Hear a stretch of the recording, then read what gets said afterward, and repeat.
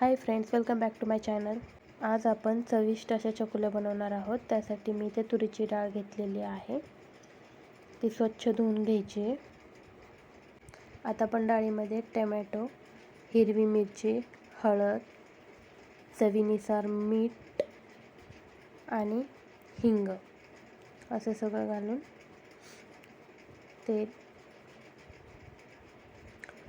झाकण लावून आपण 3 ते 4 शिट्ट्या वाजवून घेणार आहात. तर इथं मी कणिक घेतलं आहे.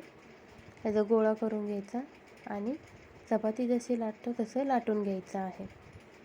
आता माझ्याकडे हे कणिक सकाळी चपातीचं राहिलेलं होतं, त्यामुळे मी ते यूज केलं. तुम्ही फ्रेश कणिकसुद्धा मळून यूज करू शकता. तर अशा प्रकारे चपाती करून घ्यायची आहे.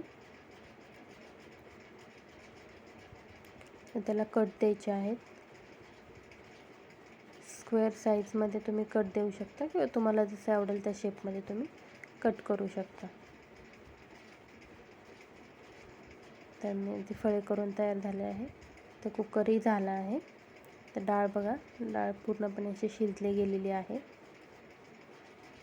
तर आपण इथं फोडणी घालणार आहोत वरणाला.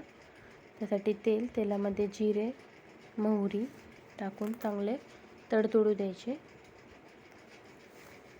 त्याच्यानंतर त्याच्यामध्ये लसूण टाकायचं आहे. तो पण चांगलं परतून घ्यायचा आहे आपल्याला.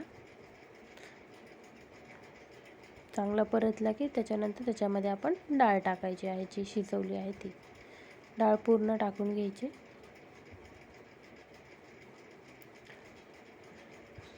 तर थोडंसं पाणी, तुम्हाला जेवढं पाणी हवं आहे तेवढं तुम्ही टाकू शकता त्याच्यामध्ये. अशा प्रकारे वरण तयार करून घ्यायचं आहे. वरणाला उकळी आली की त्याच्यानंतर त्याच्यामध्ये हे चकुल्या सोडून द्यायच्या आहेत. अशा प्रकारे सगळे एक एक चकुल्या करून सगळं सोडून द्यायचे आहेत. त्यानंतर झाकून 10 मिनटं ठेवायचं आहे. 10 मिनटानंतर वरतून कोथिंबीर टाकून घ्यायची आहे. त्यानंतर एक चांगली उकळी आली की त्याच्यानंतर सर्व करायचं आहे. बघा, चांगले चकुले शिजल्या गेलेले आहेत. आता सर्व करूया. अशा प्रकारे चविष्ट आणि गरमागरम चकुल्या तयार. तुम्हीही घरी करून नक्की ट्राय करा आणि चॅनलला लाईक, शेअर आणि सबस्क्राईब करा.